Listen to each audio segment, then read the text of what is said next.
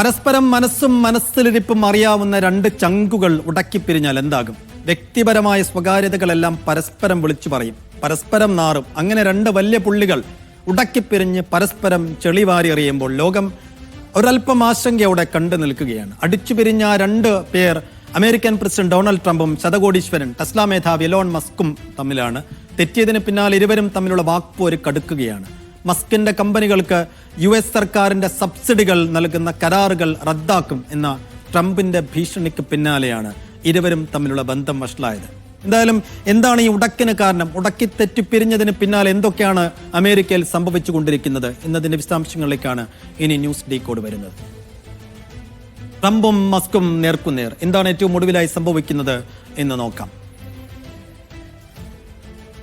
നികുതി നയത്തിനെതിരെ ട്രംപ്. നമുക്കറിയാവുന്നത് പോലെ തന്നെ ഇക്കഴിഞ്ഞ ഇലക്ഷനിൽ ട്രംപ് അധികാരത്തിലേറിയ തെരഞ്ഞെടുപ്പിൽ സാമ്പത്തികമായും സാമൂഹികപരമായും രാഷ്ട്രീയപരമായും ഒക്കെ ട്രംപിന് സഹായത്തിനെത്തിയ ഒരാളായിരുന്നു ടെസ്ല മേധാവി എലോൺ മസ്ക്. ശതകോടീശ്വരൻ. സ്വാഭാവികമായും അദ്ദേഹത്തിന്റെ സാമ്പത്തിക സഹായം ആ ഘട്ടത്തിൽ ട്രംപിന് വേണമായിരുന്നു. അപ്പോൾ തിരിച്ചും മറിച്ചും പരസ്പരം ഒരു ഒരു ഒരു വലിയ സഹകരണത്തോടു കൂടിയാണ് ഈ ഇലക്ഷൻ കാലയളവിൽ നിന്നത്. സ്വാഭാവികമായും ഇലക്ഷന്റെ സമയത്ത് അദ്ദേഹം ചെയ്ത സഹായത്തിന് പ്രത്യുപകാരം എന്നോണം ഒപ്പം ഈ ഗവേണൻസിൽ അല്ലെങ്കിൽ ഭരണത്തിൽ ഈ ടെസ്ലയുടെ അല്ലെങ്കിൽ എലോൺ മസ്കിന്റെ ബുദ്ധിയും അദ്ദേഹത്തിന്റെ കഴിവുകളും കൊണ്ട് കുറെ കൂടി ഗവേണൻസ് കാര്യക്ഷമമാക്കുക എന്നൊരു ഐഡിയയും കൂടി ട്രംപിനുണ്ടായിരുന്നു. അങ്ങനെയാണ് ഈ എലോൺ മസ്കിന് സ്വന്തമായ ഒരു ഡിപ്പാർട്ട്മെന്റ് തന്നെ രൂപീകരിച്ച് അദ്ദേഹത്തിന് അതിന്റെ ചുമതല നൽകിയത്.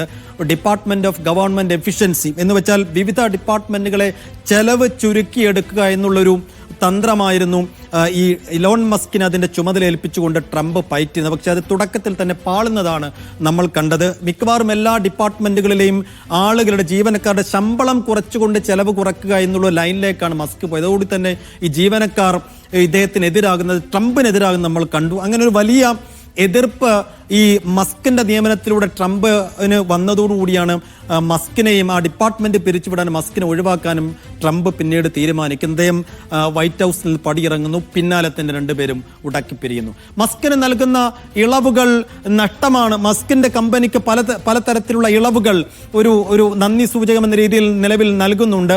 അതെല്ലാം നഷ്ടമാണെന്ന് ട്രംപ് ഒരു പ്രസ്താവന ഇറക്കി. അത് വലിയ തോതിൽ ഇദ്ദേഹത്തെ പ്രകോപിപ്പിച്ചു.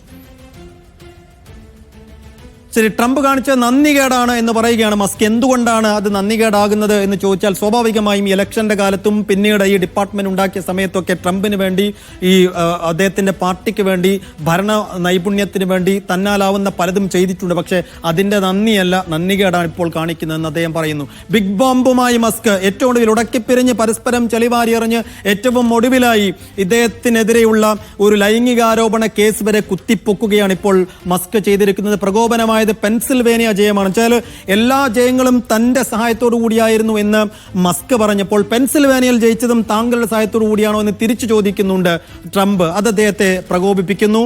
അത് പ്രകോപിപ്പിച്ചതോടുകൂടി കൂടുതൽ തുടർച്ചയായ പോസ്റ്റുകൾ വരുന്നു വെച്ചാൽ സോഷ്യൽ മീഡിയയിൽ തുടർച്ചയായി ഇദ്ദേഹം പോസ്റ്റുകൾ ഇട്ടുകൊണ്ടേയിരിക്കുന്നു. അത് വലിയ തലവേദനയാണ് ട്രംപിന് സൃഷ്ടിക്കുന്നത്. താരിഫ് നയം സാമ്പത്തിക മാന്ദ്യത്തിന് കാരണമാകും. ട്രംപിന്റെ പുതിയ താരിഫ് നയം സാമ്പത്തിക മാന്ദ്യത്തിന് കാരണമാകും. അമേരിക്ക തകർച്ചയിലേക്കാണ് പോകുന്നത്. അമേരിക്കയെ രക്ഷിക്കാൻ ട്രംപിന് കഴിയില്ല എന്ന് മസ്ക് തുറന്നടിക്കുന്നത് നമ്മൾ കാണുകയാണ്. ട്രംപിനെ ഇംപീച്ച് ചെയ്യണം എന്ന കടത്തിപ്പറയുന്നതും കൂടി നമ്മൾ കാണുകയാണ്. പുതിയ പാർട്ടിക്കായി സർവേ തുടങ്ങിയിരിക്കുന്നു മസ്ക്. അദ്ദേഹത്തിന്റെ എക്സിലും മറ്റ് സോഷ്യൽ മീഡിയ പ്ലാറ്റ്ഫോമുകളിലുമായി താൻ ഒരു പുതിയ പാർട്ടി രൂപീകരിക്കുന്നതിനെ കുറിച്ച് ആലോചിക്കുന്നു.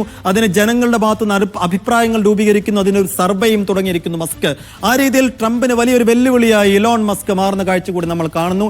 പക്ഷേ വലിയ തോതിലുള്ള തിരിച്ചടി സമയവും ടെസ്ലയും ഈ മസ്കും നേരിടുന്നുണ്ട്. അദ്ദേഹത്തിന്റെ ടെസ്ല എന്ന കമ്പനിയുടെ ഓഹരി കുത്തനെ ഇടിഞ്ഞു കൂപ്പുകുത്തിയിരിക്കുന്നു.